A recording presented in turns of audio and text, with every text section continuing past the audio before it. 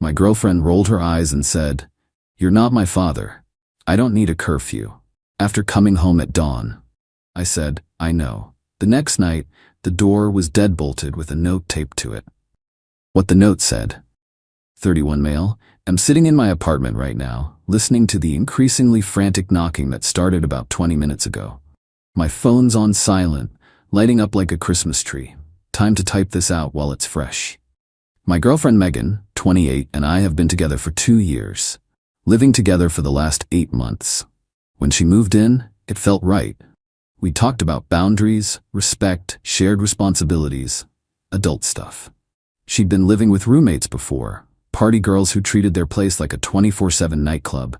Said she was ready for something more mature. First few months were great.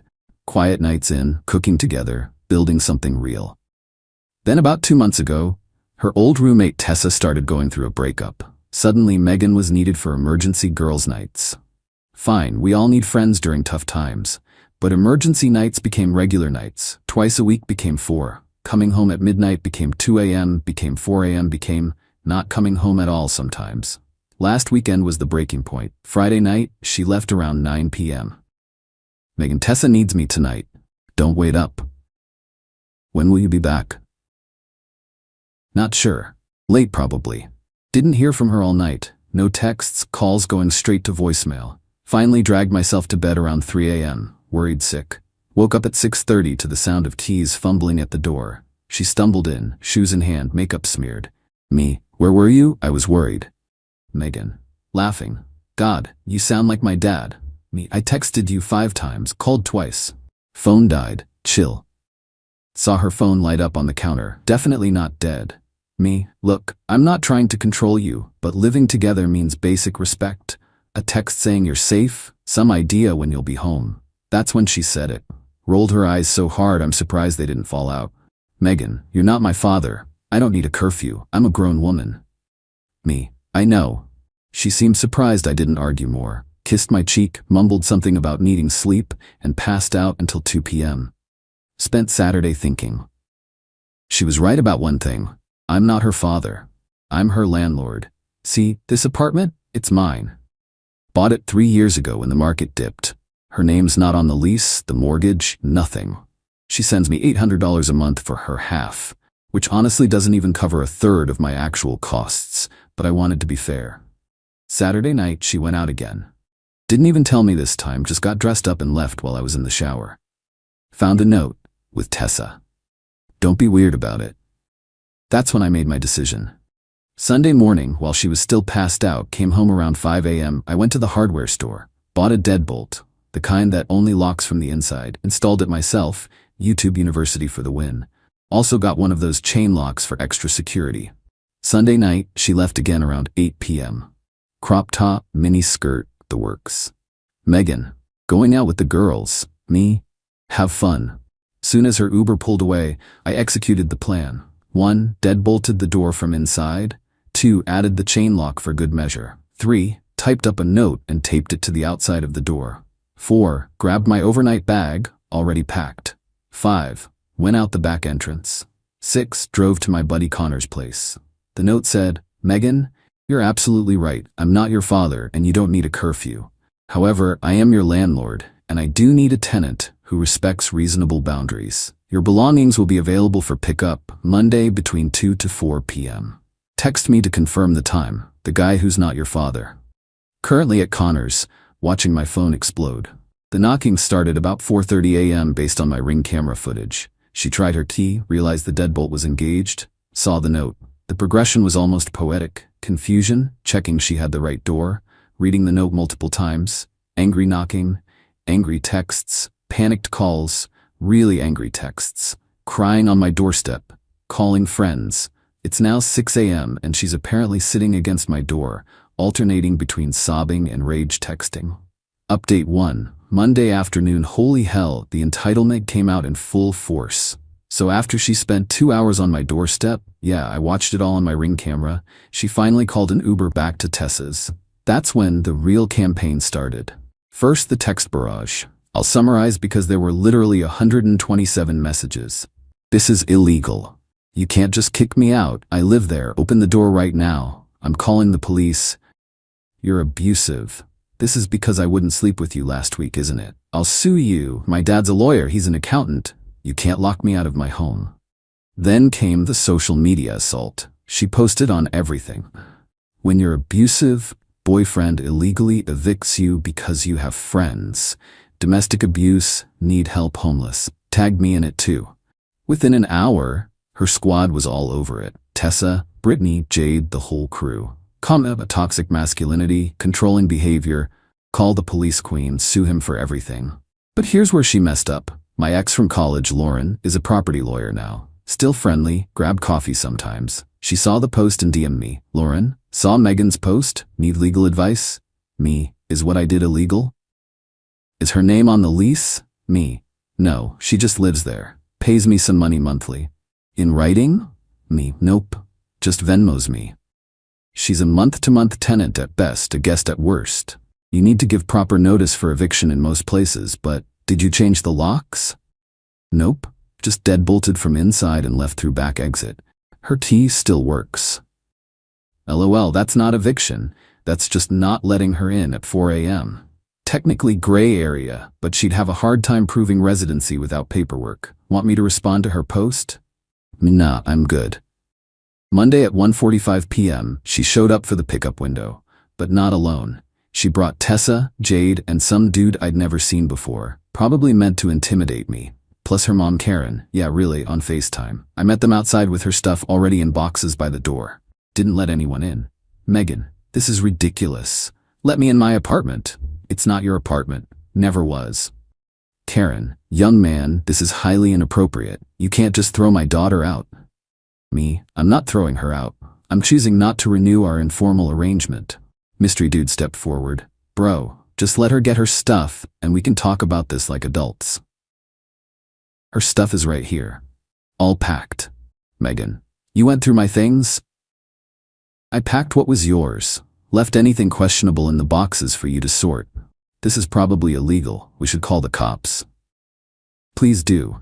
I'll show them the lease with only my name, the mortgage in only my name, and explain how she has no documentation proving residency.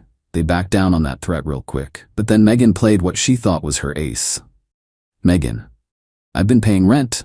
I have proof. Me, you've been contributing to household expenses as my girlfriend. Never signed anything. Those Venmo notes saying for food and stuff don't exactly scream tenant rights. This was true. She'd always been weird about putting rent in the notes, said it felt too formal. Always wrote random stuff like for groceries or utilities and things. Worked in my favor now. Mystery dude started loading boxes while Megan spiraled. Megan, where am I supposed to go? Not my father, not my problem. Megan, I can't believe you're doing this over me going out. I'm doing this because you said you don't need to respect basic boundaries. You were right, you don't, in your own place. Update 2, Wednesday. The extinction burst was magnificent. After Monday's pickup, I thought it was over. Changed my door code, smart lock for the win, figured she'd crash with Tessa and move on. Nope. Tuesday morning, 7 a.m., I'm getting ready for work when I hear commotion outside. Look out the window, there's a cop car. Megan's there with 2 officers gesturing wildly at my building. I went down to meet them, already knowing what this was about. Officer, this young lady says she's been illegally evicted from this residence. I see. Officer, I own this apartment.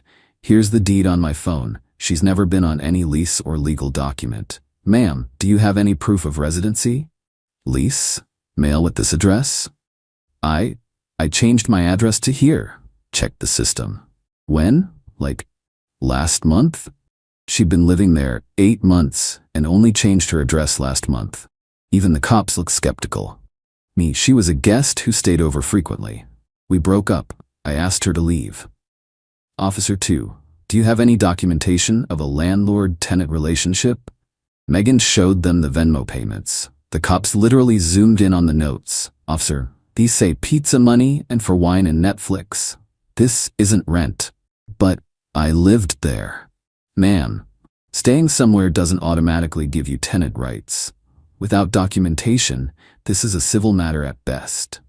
They left. Megan stomped off screaming about lawyers. But Tuesday afternoon is when she went nuclear. I got a call from my building management. Someone had reported suspicious activity in my unit, said they saw multiple people coming and going at all hours, and suspected I was running an Airbnb illegally. Building manager, we need to investigate this complaint.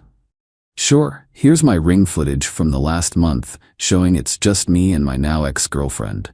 Also, here's her social media showing she's trying to get back at me.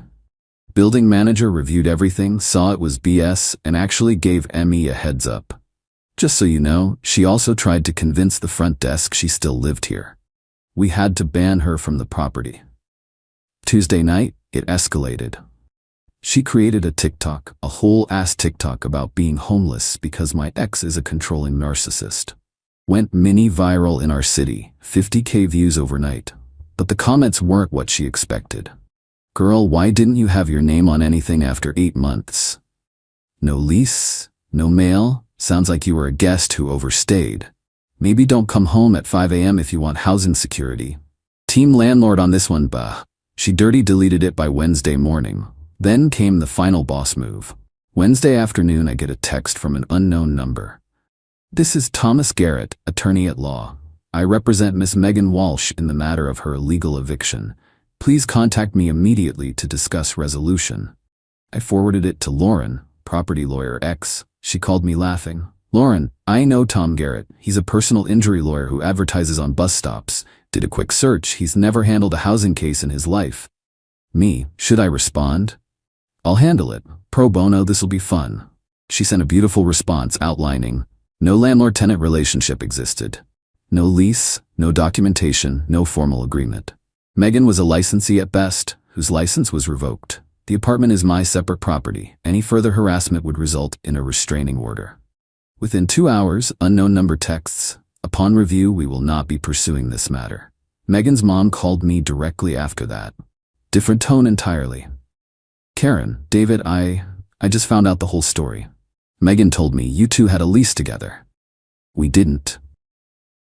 I see that now. She also failed to mention the coming home at dawn issue. I'm sorry. She's staying with me now, and we're going to have some serious conversations about responsibility.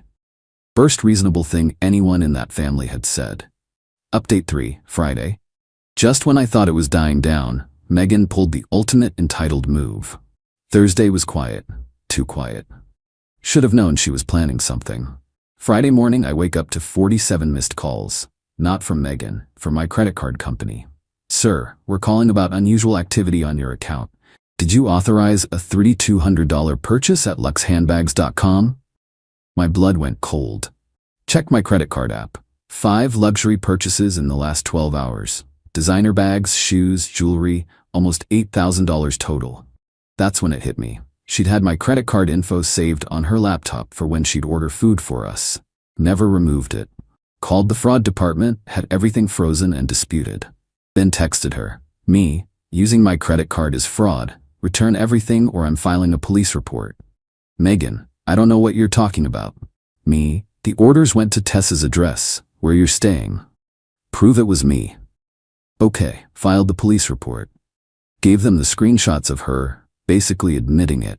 The shipping addresses, the timeline, orders started right after her fake lawyer backed down. But here's the beautiful part. Tessa's apartment complex has package lockers with cameras. My credit card company's fraud department subpoenaed the footage as part of their investigation. Got a call from the detective Friday afternoon. Sir, we have footage of Miss Walsh collecting multiple packages from the delivery locker. We also have her on camera opening them in the lobby and taking photos with the merchandise. She'd been flexing her fraud purchases on Instagram. Private account, but Brittany, one of her squad who apparently has morals, sent me screenshots. Megan posing with gifts from a new friend who appreciates me. Detective, this is felony fraud over $5,000. We'll be arresting Ms. Walsh today. 2 hours later, Megan calls from the police station. Megan, I need you to drop the charges. I need you to respect boundaries. Guess we're both disappointed. This is insane over some stupid purchases. I was gonna pay you back. When? After you got a lease? Oh wait. This will ruin my life. I'll have a record. Should have thought about that before committing credit card fraud. You're seriously going to let me go to jail over this?